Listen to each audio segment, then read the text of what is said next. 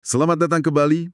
Oke, misi kita hari ini cukup spesifik dan menurut saya seru banget.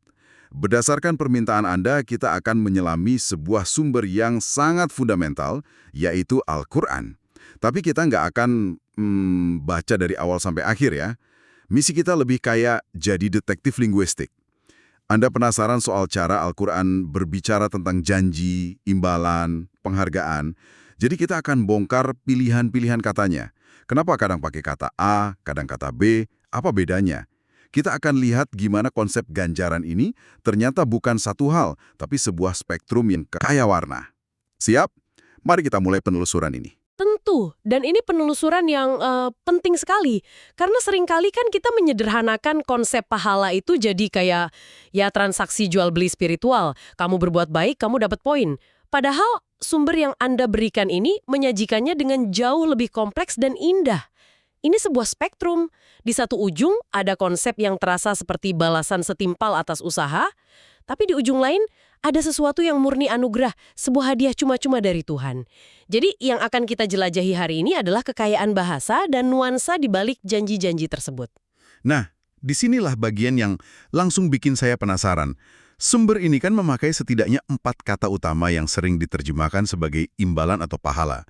Ada ajar, jaza, tawab, dan fadl. Bagi telinga awam kayak saya, itu semua kedengarannya mirip. Tapi saya yakin ada perbedaan besar di baliknya. Yuk kita bedah satu persatu. Mungkin mulai dari yang paling umum dulu. Ajar? Tepat sekali. Ajar itu titik awal yang bagus, karena ini yang paling mudah kita pahami dalam konteks modern. Makna dasarnya adalah upah atau ganjaran. Ia menyiratkan adanya kompensasi yang setimpal atas sebuah usaha, pekerjaan, atau tindakan yang dilakukan. Ada nuansa profesional di sini, sebuah imbalan yang memang layak diterima. Jadi kayak gaji bulanan gitu ya, hasil dari kerja keras kita. Tapi kata upah bisa terdengar sangat dingin dan transaksional. Sementara contoh yang ada di sumber ini, seperti di surat Al-Ahzab ayat 44 menyebutkan ajran karima atau pahala yang mulia. Kata mulia itu sepertinya mengangkat maknanya lebih dari sekedar transaksi ya. Tapi upah yang terhormat. Contoh lain yang sangat kuat ada di surat Fussilat ayat 8. Lahum ajrun ghairu mamnun. Artinya, bagi mereka pahala yang tidak ada putus-putusnya. Bayangkan sebuah upah yang terus mengalir tanpa henti. Jadi, ajar adalah fondasinya, sebuah kompensasi yang adil dan layak, namun seringkali disajikan dengan kualitas yang melampaui ekspektasi duniawi. Oke. Jadi ajar itu upah yang layak. Bahkan bisa mulia dan tak terputus. Sekarang, kita bandingkan dengan jaza. Kalau ajar itu upah, dan jaza itu balasan, kedengarannya mirip sekali. Di mana sebenarnya garis pemisahnya? Apa sebuah ajar tidak bisa dianggap sebagai jaza atas perbuatan baik? Pertanyaan yang sangat bagus, karena disinilah kita mulai melihat spektrumnya. Jaza memang berarti balasan, tapi nuansanya lebih ke konsekuensi langsung. Ia seperti cermin dari perbuatan. Apa yang kamu tanam, itu yang kamu tuai, secara presisi. Keunikan jaza adalah sifatnya yang netral. Ia bisa berlaku untuk kebaikan maupun keburukan. Ia adalah hukum sebab akibat yang sangat jelas. Jadi ini lebih tentang keadilan yang, matematis, gitu. Balasan yang setara. Tepat.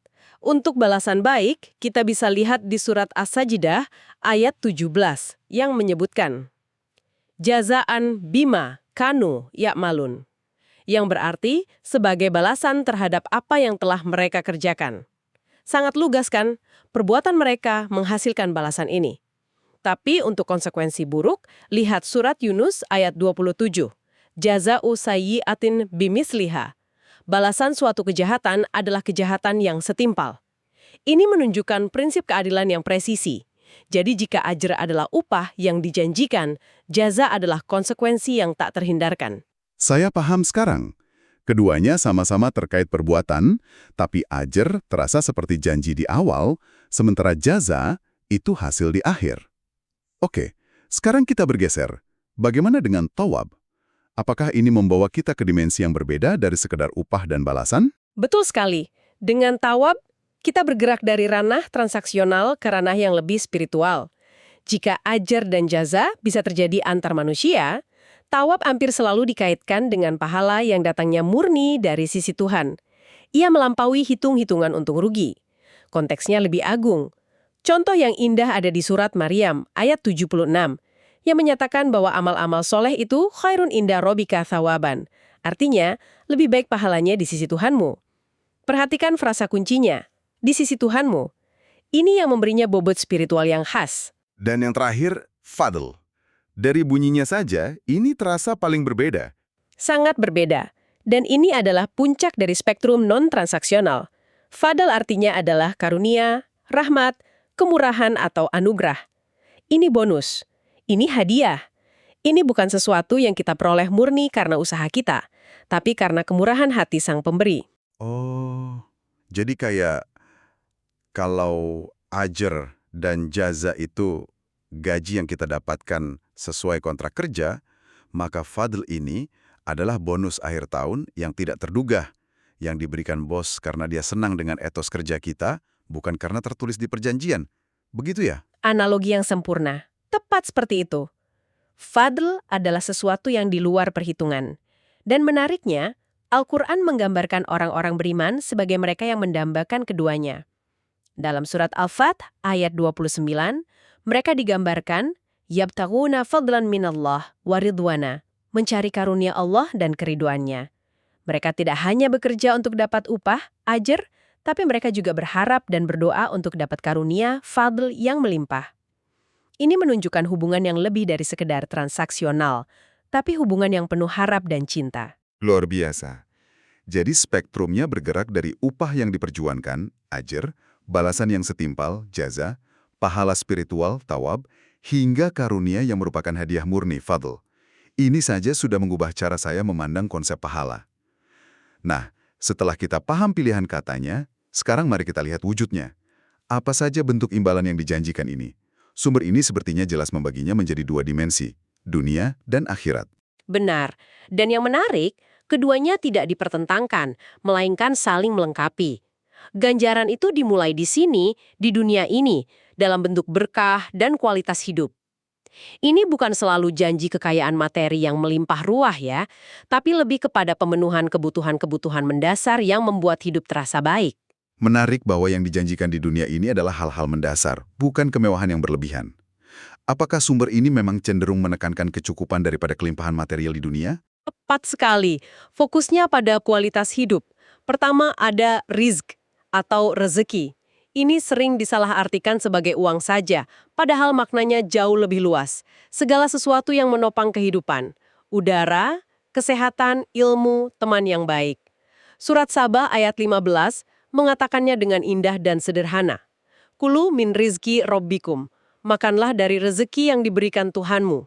Perintahnya sederhana, makanlah, menyiratkan kecukupan. Lalu di surat An-Nahl ayat 75 ada istilah rizkan hasanan, rezeki yang baik, yang menekankan pada kualitas dan keberkahan, bukan sekadar kuantitas. Selain rezeki yang menopang, apalagi pilar kehidupan duniawi yang dijanjikan? Pilar kedua yang sangat fundamental adalah aman atau rasa aman. Ini adalah kebutuhan psikologis yang nilainya tak terhingga. Dalam dunia yang penuh ketidakpastian, rasa aman itu sebuah kemewahan loh. Kita bisa melihatnya dalam kisah Nabi Yusuf di surat Yusuf, ayat 99, saat ia menyambut keluarganya. Kalimat pertamanya adalah, Adkhulu Misra insyaallah aminin, masuklah ke negeri Mesir insyaallah dalam keadaan aman. Itu adalah hadiah penyambutan terbesar. Lalu ada juga yusra atau kemudahan. Ini bukan berarti hidup tanpa masalah ya, tapi janji bahwa di tengah kesulitan akan ada jalan keluar. Seperti yang ditegaskan dalam surat Al-Baqarah ayat 185, Yuridullahu bikumul yusra, wala yuridu bikumul usra. Allah menghendaki kemudahan bagimu dan tidak menghendaki kesukaran bagimu. Rizki yang baik, rasa aman, dan kemudahan di tengah kesulitan. 3 fondasi untuk kehidupan duniawi yang berkualitas. Sekarang, mari kita beralih ke dimensi yang paling sering dibicarakan. Akhirat. Gambaran tentang jannah atau surga. Ya, dimensi ukhrawi adalah imbalan pamungkas dan digambarkan dengan sangat kaya untuk menyentuh imajinasi dan kerinduan manusia. Gambaran yang paling sering diulang dan menjadi semacam logo surga adalah taman yang dialiri sungai-sungai, metafora untuk kehidupan, kesuburan, dan ketenangan abadi. Di surat Al-Ankabut ayat 58 disebutkan, "Lanubawwi'annahum minal jannati ghurafan tajri min tahtihal anhar." Sungguh akan kami tempatkan mereka di dalam surga pada kamar-kamar yang mengalir di bawahnya sungai-sungai. Tapi sumber ini tidak berhenti pada gambaran umum itu kan? Ada detail-detail yang sangat spesifik tentang pengalaman di dalamnya. Seolah-olah ingin kita benar-benar bisa merasakannya. Terasa nyata dan didambakan. Ada deskripsi tentang kehidupan sosial. Surat Yasin ayat 55-56 misalnya. Menggambarkan penghuni surga yang fi syugulin fakihun. Bukan berarti sibuk bekerja, tapi asyik dalam kesenangan. Bersama pasangan mereka di atas dipan-dipan yang indah. Ini adalah gambaran kebahagiaan komunal dan personal. Lalu ada juga gambaran tentang hal-hal sensorik, seperti makanan dan minuman. Ini menarik, karena seringkali hal-hal ini di dunia punya efek samping. Dan itulah kuncinya. Kenikmatan di sana digambarkan sebagai versi yang telah disempurnakan tanpa cacat muniawi. Lihat deskripsi minuman di surat Asy-Syaffat, ayat 45-47. Minuman itu disajikan dalam piala, baido'a ladzatin lisyaribin, putih bersih, sedap rasanya bagi para peminum. Deskripsi ini saja sudah menggugah selera, tapi bagian terpentingnya menyusul. La fiha ghaulun walahum anhayun zafun. Tidak ada di dalamnya unsur yang memabukkan dan mereka tidak pening karenanya. Ini adalah kenikmatan murni, kesenangan tanpa penyesalan. Ini bagian yang paling dalam menurut saya. Setelah semua deskripsi fisik ini, taman, sungai, pasangan, minuman, rasanya ada sesuatu yang lebih. Apakah ada imbalan yang sifatnya lebih abstrak, lebih spiritual, yang jadi puncak dari semua ini? Anda menuju ke jantungnya. Ya, sumber ini sangat jelas mengisyaratkan bahwa semua kenikmatan fisik itu adalah wadah bagi sesuatu yang jauh lebih agung, pemenuhan spiritual.